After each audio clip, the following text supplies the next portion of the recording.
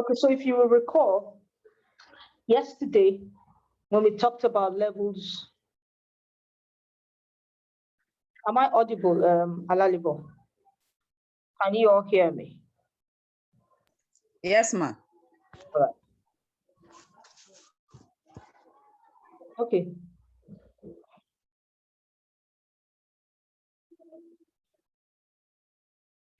So like I said yesterday, when we were discussing levels of prevention, we specifically talked about screening and said that screening came under which level of prevention. Just so that I know I have your attention, you can kindly please, if you are in the class, type into the chat box what level of prevention screening falls under.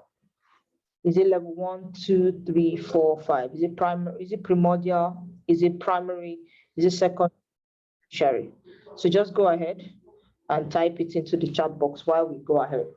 So we'll talk a little bit about screening. Please, I'm expecting responses. So go on, type into the chat box. Is screening primordial, primary, secondary, or tertiary?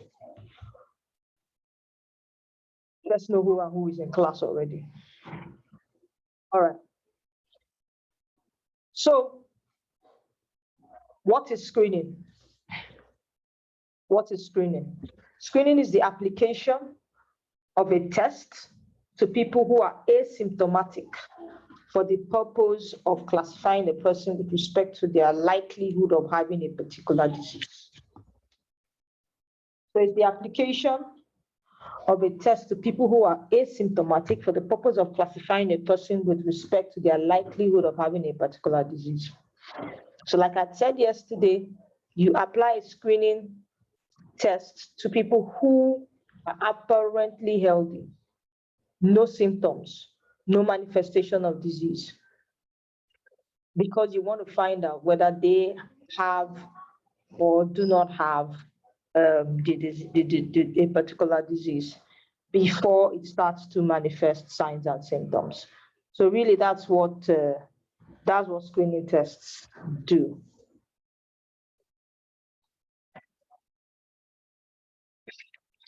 So like I said yesterday, screening does not diagnose disease. It doesn't. And so anyone who tests positive from a screening needs to be referred to the physician for further treatment, for further management. Anyone who tests positive with a screening test will need to be referred for further diagnosis before you talk about treatment and management. And so it is the diagnostic test done by physicians. Only 74 people have responded out of 106. I'm closing this poll, this Q&A session, I'm closing it in exactly 60 seconds. So any response I get 60 seconds from now, I will not take. And we will see how that reflects in your CA. Anyways, so like we were saying, a screening test is not the diagnosis of a disease. A screening test is a screening test, the likelihood of someone having the disease. The diagnostic test is what says this person categorically does or does not have the disease. And of course, it is the physicians that ask for diagnostic tests and interpret diagnostic tests.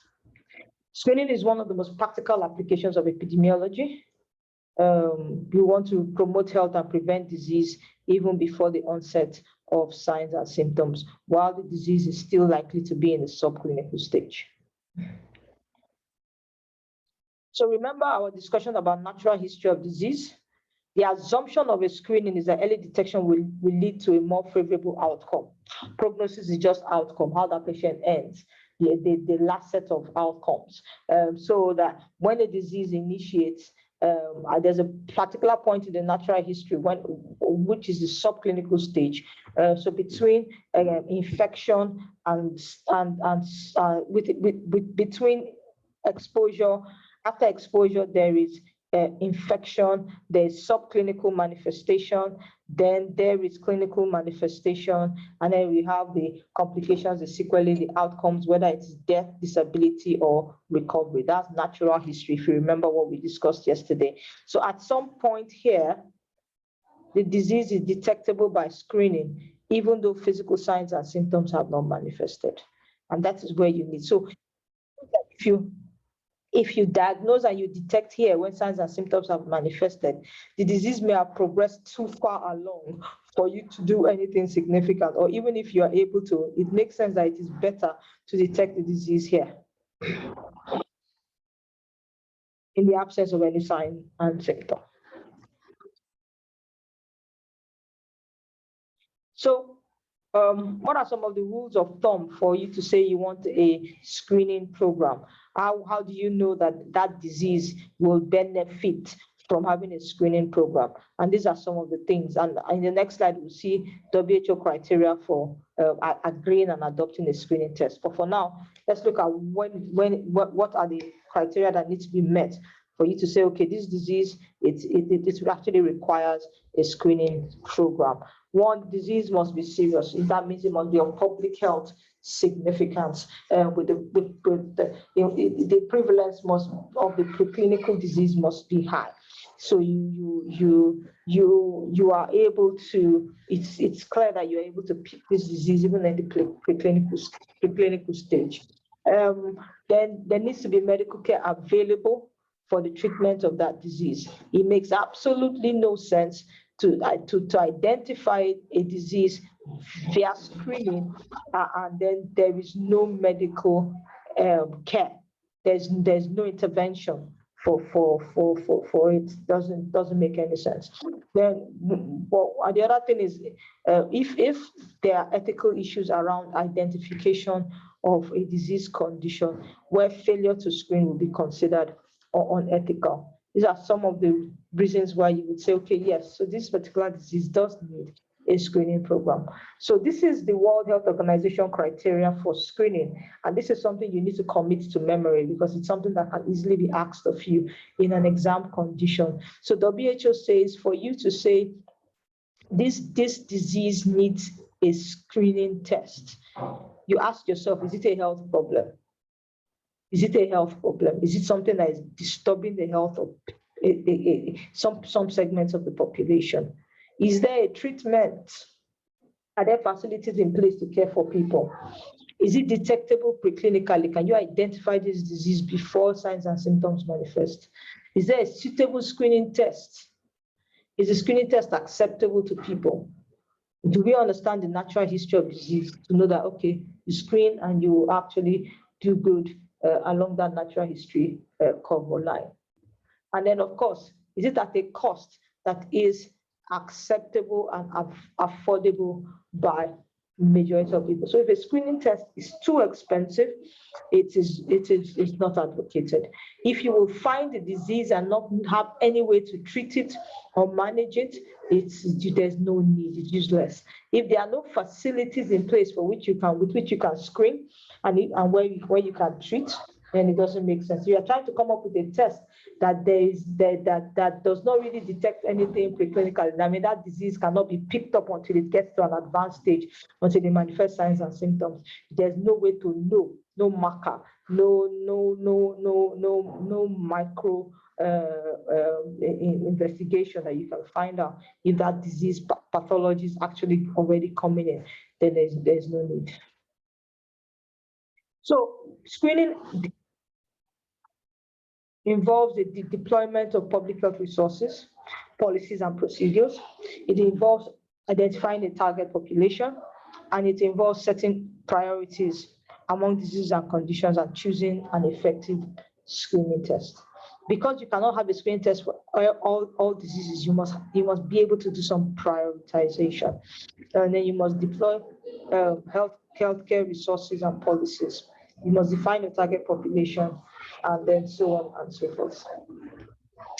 Screening also involves assessing the effectiveness of the procedures and the programs. You need to adopt a policy or guidelines for the practice of the screening and adapt it to local needs. and requirements. If you have controversial and conflicting guidelines, so for example, some guidelines as to when you say someone is COVID positive, when you say someone has hypertension, if there are controversies in the guideline and you are doing a screening for blood pressure, if you don't lay those controversies to rest and have something that is agreed on by everybody in the screening program, you will be classifying people differently as either having the disease or not having the disease. So you need to also have a set of people whose responsibility to be to translate the guidelines into practice situations that you can actually implement. So there are three major things about a screening test that are very important for us to know. And here we will get into some of the calculation that surrounds epidemiology. And you see that there is quite a strong connection between biostatistics and epidemiology. For those of you who opted to do a master's in epidemiology, we will probably meet somewhere along the line when you get into your specific courses that are tailored for your master's program. And you will realize that if you're going to make a success of your MSc in epidemiology, you need to like statistics, biostatistics. You need to like statistics. If you don't like biostatistics, it's not too late. Go and meet Professor Best and change your specialty, because you must like statistics. There's a lot of statistics, a lot of calculation in epidemiology, but we're just taking the principles, so we'll go easy on most of you for now. So you have validity, reproducibility, and efficacy. We'll take them one after the other, tell you what it means, and tell you how we measure that for a screening test. And just for you to understand, when we're talking about validity, reproducibility, and efficacy, there's always a comparison between the screening test and the gold standard, which is expected to be the diagnostic tool, a gold standard diagnostic tool. The assumption about the gold standard is that this particular test will always find someone who has the disease. This particular test will always find someone who has the disease. So it's very important for us to take note of that. So that is validity, reproducibility, and efficacy.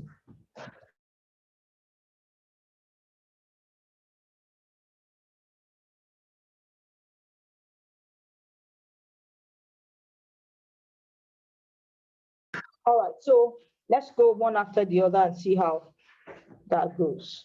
So validity of a screening test. We identify the validity of a screening test by comparing that screening test against some kind of gold standard. So that's what I was talking about. So the gold standard will always pick the disease. That's why you see here disease as identified by the gold standard. While test result is on this side of the table. And so, by the way, this is called a 2x2 table. I'm very sure you didn't start and end statistics without learning about a 2x2 table. So this is a 2x2 table. And this 2x2 table is used for so many different things. One of which is sensitivity and specificity or validity of a screening test. So the information test is on this side.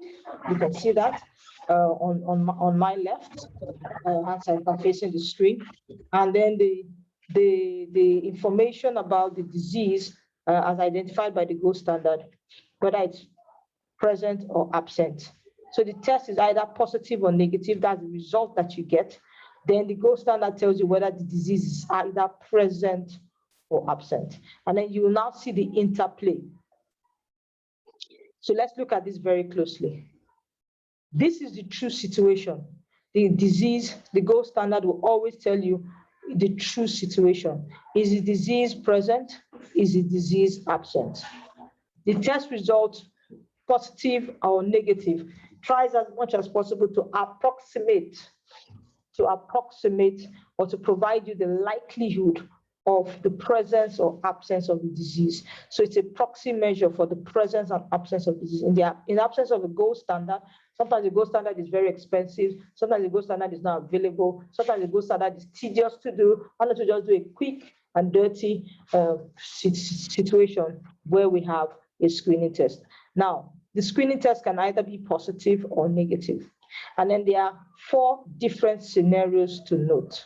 If the screening test is positive, if the disease is truly present and the screening test picks it, you have a true positive. So if the disease is truly present and the screening test picks it as positive, you have a true positive. If the disease is not present, it's absent, but the screening test picks it as positive, then that positive is false, false positive. So the screening test has said the disease is present. Truly, truly, the disease is not present, and that's what we call a false positive. Now, for negative tests, if the screening test says that the result is negative, meanwhile, the disease is truly present, it's there. The disease is there, the screening test didn't pick it. It is a false negative because it's actually positive. So that's why it's a false negative. That's why it's under present, false negative. Now, if the disease is not there and the screening test picks that the disease is not there, then this is a true negative. So you see that for every screening test, the gold standard, a gold standard screening test, the aim of every screening test is to always have true positives and true negatives. Always have true positives and true negatives. Any screening test worth its salt will be edging towards always getting 100% true positives and 100% true negatives. Well, let's go on. You see what that means. Definitely, that brings us to the validity measures of sensitivity and specificity. Sensitivity and specificity. Sensitivity is the probability that a person having the disease is detected by the test. A person having the disease is detected by the test. So let's go back. How do you calculate sensitivity? I'm happy this class needs to be as participatory as possible. So let's get back to it. What is the possibility? What is the mathematics? What is the calculation you would use to determine sensitivity of the test based on this diagram? Can we put it into the chat box? Sensitivity of the test. How will you calculate it? If you know, just send it as a chat.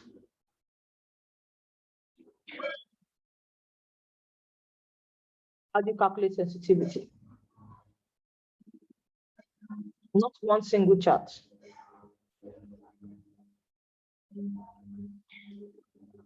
I'll give it a try. I mean, you won't lose any mark for trying. All right. Yeah, so there's a math, there's a calculation. Remember, I said the gold standard, the test screening test always wants to be positive at all times. But there are some times where there are false positives. So if you want to calculate the sensitivity, which is let's go to the next slide, which is the probability that the test detects somebody that has the disease. They have the disease, they test positive and they have the disease. The probability that someone tests positive, the person really has the disease. That is sensitivity. How do you calculate it? All right. So true positive divided by true positive plus false negative. True positive divided by true positive plus false negative. And you can multiply by 100 to give you a percentage, because sensitivity and specificity is always recorded as a percentage. So somebody knows, don't know what you're writing here. So true positive divided by true positive plus false negative.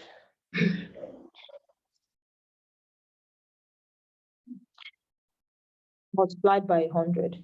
That is sensitivity. So let's go back to our diagram.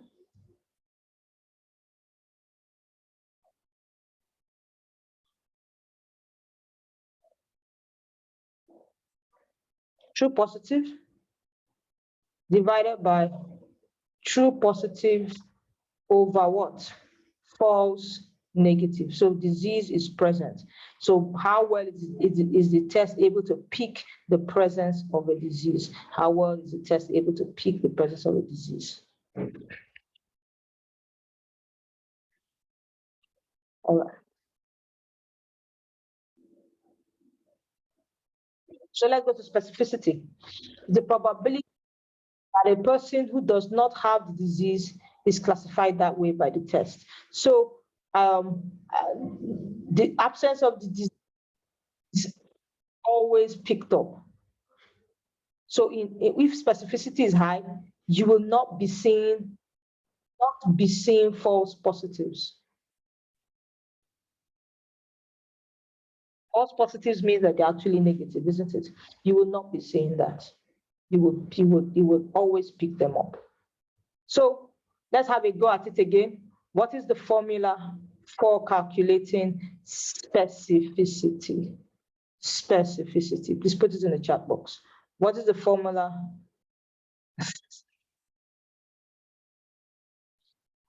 Some call this.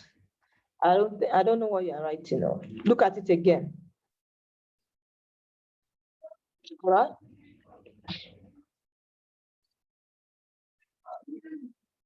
Okay.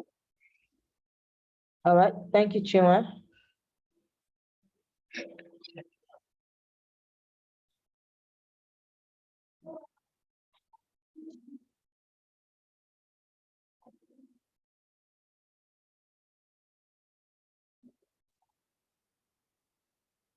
Thank you, Peters.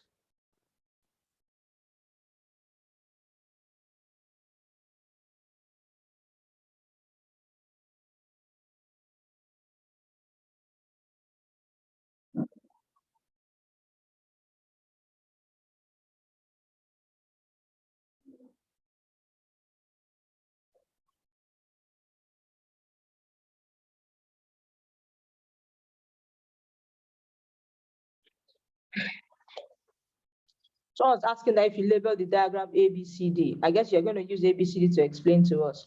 But that's, for me, that's a shortcut. Yes, you can use A, B, C, D and do A for sensitivity, A over A plus C. While for specificity is D over B plus D. We know that, but this way you know what exactly you are talking about. You know what A means, what B means, and so on and so forth. It makes sense to you. So true negative divided by true negative plus false positive times 100% is specificity. True negative divided by true negative plus false positive times 100% is specificity. So you can imagine an amazing screening test will be one that has 100% specificity and 100% sensitivity. But like we will see going on, there's usually a trade-off between specificity and sensitivity, and it's tough for you to have 100% in both. All right, so these are the formulae.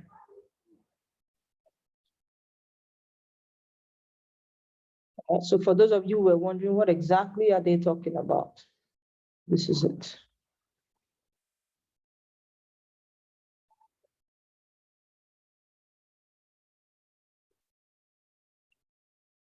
So if you look at the columns, you will see that this is all who have the second column, while the third column under absence are all those who do not have the disease. If you look at the rows, the second row, the row that is beside positive, you will see that it is all who test positive. Out of those who test positive, some have, some do not have. And then you see the row for negative is all who test negative. Out of those who test negative, some are truly negative, while some are false negatives.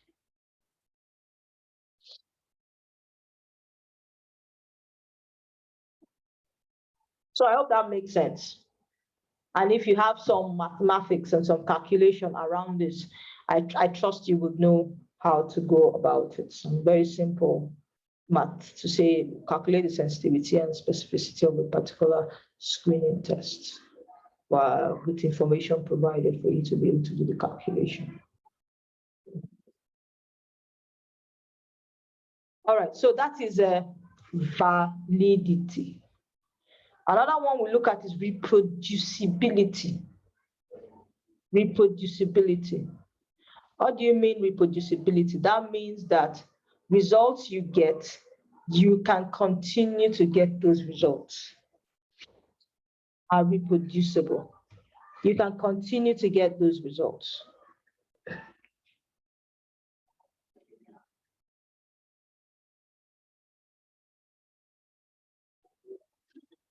So how do you do that? We repeat the test in the same individuals. We want to know how reproducible this test is, and it's actually one of the measures of reliability, reproducibility. How can you trust this test that every time you do it, the result will remain consistent? It will remain consistent. If the person doesn't have it, you test the person 20 times, the person still doesn't have it. Or the person tests positive at the first round, you test the person again, the next one, the person tests negative. Sorry. All right, that's where we are. So we do that, and we calculate intra-subject variation. So the same person, the subject is the person being tested, being screened. The person being screened, we administer the test multiple times and see whether there's any difference in the first result with the second result with the third result. For example, a HIV screening test, those cassettes are screening tests. You do the test once, twice, 3 times. Are you getting the same positive or the same negative results? Are you getting negative in the first one and positive in the second one? In the same patient, in the same person. Then you have inter-observer variation. So I, as the observer, I, as the one who is doing the research study, I apply that screening test. I go away and I get a colleague to come and apply the same screening test and see whether there's any difference in my values from the person's values. And it's used, based on this, we calculate the kappa statistic, which is actually very much in, and then the overall percentage agreement. So, but I won't go into too much details about that. And then efficacy of the test. Efficacy. So efficacy is not exactly the same as effectiveness. Efficacy means under experimental, under controlled condition. Does that test identify what it is supposed to identify? So we have 2 things, positive predictive and negative predictive value. Positive predictive value means that someone who tests positive, so you do a test, it is positive. What is the probability that someone who tests positive actually has the disease? Positive predictive value. Now that positive result actually predicts someone who has the disease. Positive predictive value. And what for negative predictive value, what is the probability that someone who tests negative for the disease? Oh, this is an error. Someone who tests, I'll correct it before I send it up to you guys. Someone who tests negative for the disease actually doesn't have the disease. Someone who tests negative actually doesn't have the disease. Remember, someone who tests negative may actually have the disease, may actually be positive, so it's a false negative. The same way somebody who tests positive may actually not have the disease and may be a false positive. So let's go again. For positive predictive value, who can tell us the mathematical equation, the calculation for which will give you a positive predictive value? Let's go back here. Positive predictive value. How would you know?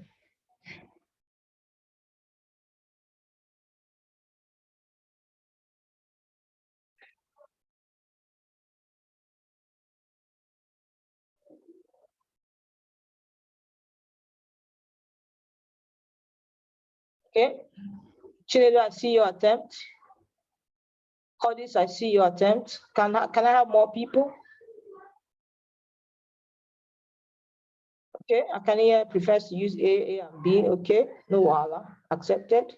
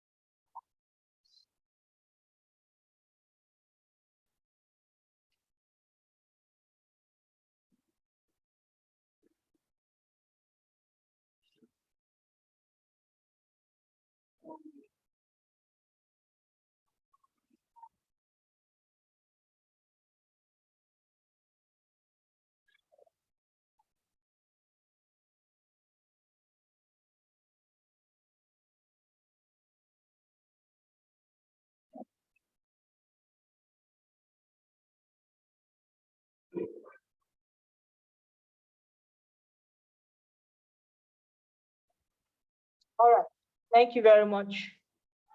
Thank you very much. So what about negative predictive value? Negative predictive value.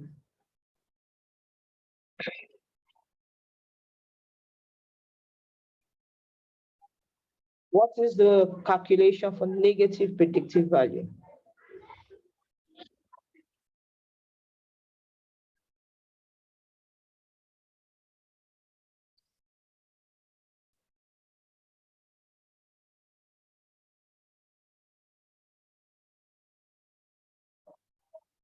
So you can already see that there is a bit of a difference between it's not a bit, a significant difference between the calculation for sensitivity and the calculation for positive and negative predictive values.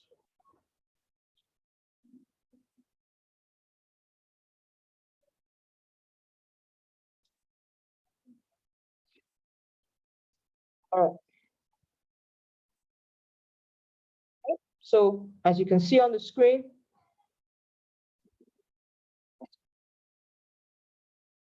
for predictive values, you see that the calculation is along the rows. Are you noticing? While for sensitivity and specificity, the calculation is along the columns, as you can see in my cursor. For sensitivity, it is true positives over true positives plus false negatives. While for specificity, it is true negatives over true negatives plus false positives times 100% each of them. While for positive predictive value, it is true positives over true positives plus false positives times 100%. And then in negative predictive value, it is true negatives divided by true negatives plus false negatives over 100%.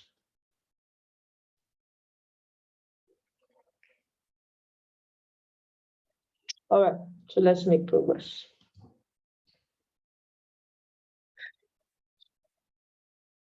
So one of the interesting things about positive predictive value that makes it a good measure of efficacy is that it actually depends on the prevalence of the disease.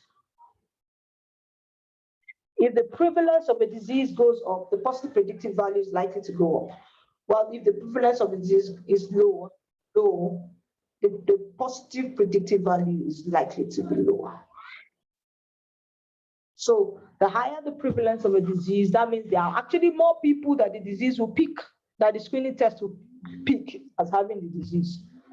So that affects the positive and negative predictive values. Please give me a few seconds. Let me take an emergency call. I'll be with you shortly.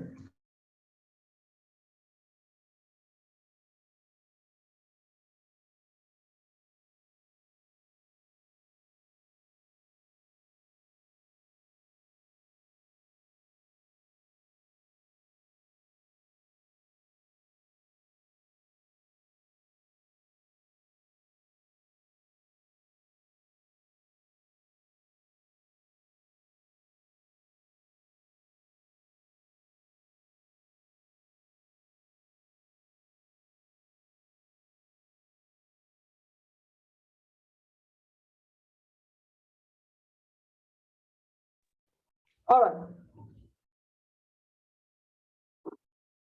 Okay, so I'll just touch on this one briefly. By and large, we have discussed screening tools, screening tests. Before we leave, oh my goodness, sorry. Before we leave, I'll just touch on something very quickly. And I may not dwell on it, but you'll get the slides because it's kind of a bit of what you will do in advanced epidemiology. So you may not need to. So for so far, what we have done, the screening test classifies the person as yes or no, positive or negative, has the disease, does not have the disease. That's what happens. But what if what you are measuring is not dichotomous? It's not in a yes or no category. What if what you are measuring actually has a range of values that it could attain? For example, blood glucose values for heart disease, blood glucose blood cholesterol, or plasma glucose levels, or body mass index, or blood pressure. There is a variety of values any single person's measurements can take. So blood pressure may be 140 over 90, 130 over 80, 170 over 60, like whatever. It can be very different and very varied. So if you are using those type of measurements and you were using them as a screening test, what are some of the things that you need to take note of? You need to think about screening a little bit differently. I know that because you have a range of values, and you will see here now on the x-axis, you see on the x-axis, you see that there are different values that it can take. Okay, so but you will now have to decide on a cutoff. That is what this yellow line is. You will have to decide on a cutoff. That at that cutoff, you will start after that cutoff. This is the cutoff that says, okay, this is normal. So there's a cutoff value. So values lower than that and values above that. So if you see here now, let's start with this one. Truly deceased, people who have abnormal blood pressures. Let's assume this is blood pressures, abnormal blood pressures. And this is the cutoff range, saying that from here, from this value down, you have more likely to have elevated blood pressures. You now have some people who values are false negatives, even though they do have it, but your cutoff was not able to pick it up. And the same with those who don't have the disease. Your cutoff will end up picking up people that as having the disease when they do not have the disease. Like I said, we will not dwell too much on that. So if you lower the cutoff, you are likely to either increase your false positives or reduce your false negatives. So you have to just keep, what is the best cutoff range that you'll be looking at. So that is why we have this diagram. Why does this thing keep jumping? That's why we have this diagram that says lowering the cutoff of a screening test will increase the true positives, therefore increasing your sensitivity, and it will drop the true negatives and decrease your specificity. And of course, if you increase the cutoff point, you will reduce your true positives and reduce your sensitivity, but you will increase your true negatives and increase your specificity. So there's always a trade-off. And you have to ask yourself, at what point are there errors? That is why with every screening test, there's always the possibility of an error. So, but which error is more acceptable? Is it acceptable to detect that somebody has? Is it acceptable not to pick some cases of the disease and allow them to be in the community with the disease because you have dropped your sensitivity? Or is it better to pick people and label them as having the disease when they are false positives? They don't have the disease because you have reduced your specificity. So which one is better? It's difficult to make a decision, but some of the things you use to make that decision are as follows. What is the prevalence? What is the severity? How fatal is it? How good is the test? And how acceptable is it to the people? I'll give you a typical example. RDT for HIV. When the HIV program started, and HIV, a diagnosis of HIV was akin to a death sentence. People would see it as a death sentence and take it as a death sentence because of the severity and the mindset that we had about how, and of course, drugs were not as, the drugs available then were not as good, the treatment program was not as organized and structured, and so on and so forth. It would be better to tell somebody to miss out someone who has the disease than to pick somebody who and tell the person that the person is positive, meanwhile the person is actually negative. Maybe the person will die before the true result comes out. Or would it be better, because of the possibility of spread of the disease, to pick somebody and say you have the disease meanwhile the person is actually a false positive, does not have the disease? Which one would be better? We could debate back and forth, I know, but the better your test is, the more likely the sensitivity and the specificity would improve.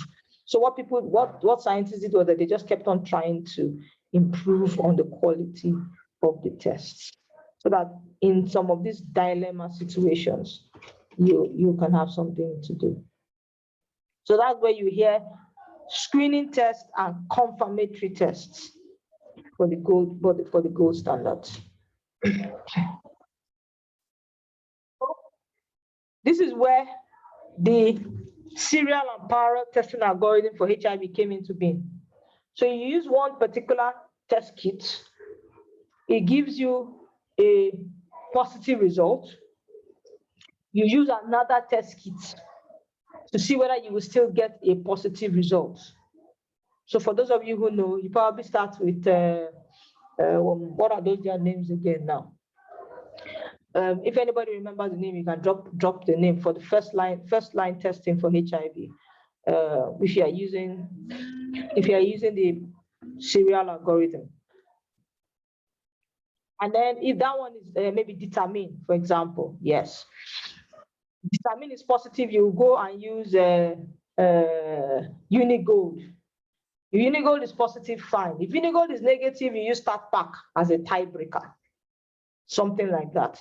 So, or if it's serial testing, if it's parallel testing, you start determine and Unigold side by side. You put the blood at the same time and do the two.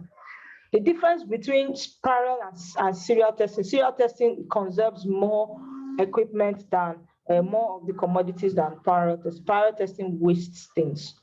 So, for example, if the person is negative with determine, because the sensitivity of determine is quite high, if the person is negative, you do not need to go on and test with another screening tool. You don't need to use Unigold, for example.